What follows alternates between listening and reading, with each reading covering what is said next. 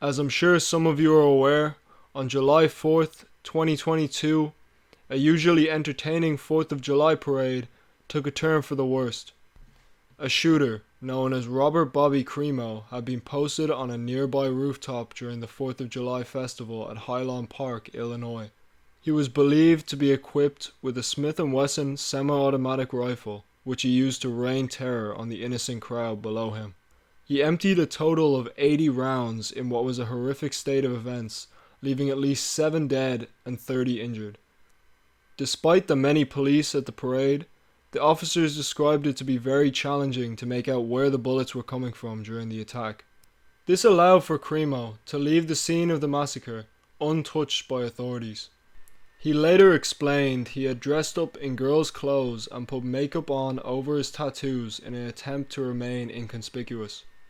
This likely could have helped him in his getaway. He then headed to Madison, Wisconsin, where he had seriously contemplated shooting at a parade he had seen while in his car.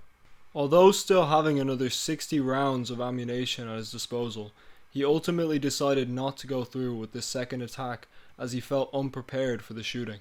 This desire to continue shooting after knowingly killing and harming so many others leads me to believe he had no remorse for any of his actions. He later headed back to Illinois, where he was arrested that same day. Robert Bobby Crimo's history. Although authorities have not yet found a motive for Crimo's crimes, there is a lot of information from his recent past to suggest that he was more than capable to commit such a crime. In 2019, he was reported to police to have on multiple occasions imposed threats on himself and others. Firstly, in April, having threatened to commit suicide. Shortly following this, in September, he had threatened to kill everyone in his household. His family members reported this to the police in fear of their own safety. When police showed up at his house, they found an assortment of more than a dozen knives, daggers, and even a sword. Given the situation, these were all confiscated.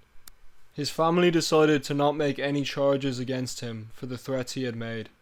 Although in hindsight it was clear to see he was a deranged youth, he still managed to pass a background check which allowed him to purchase the firearms used in his attacks. Because he was not arrested for any of these incidents, it was stated they were unable to prove he was high risk, meaning they did not have reasonable grounds to deny his application. Crimo also often posted disturbing content on his social media and on online forums. One post showing a picture of him with a blow-up doll, which he said was 15 years old in doll years. One woman who had been in school with Crimo had this to say.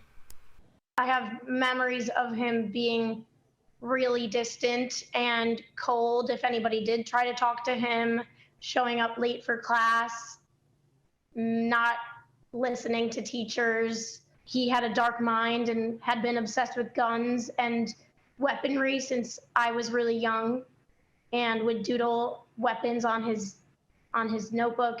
The victims impacted by the shooting were of all ages, although the youngest of these was an 8-year-old boy who was in feeble condition after having been shot in the chest. He has undergone surgery and will require many more if he is to recover. It is possible the boy will never be able to walk again due to the horrific crimes committed against him. This whole event just adds to another tragedy which could have been prevented if better firearm restrictions were implemented. Crimo is awaiting sentencing for the shooting, and if found guilty will serve life imprisonment.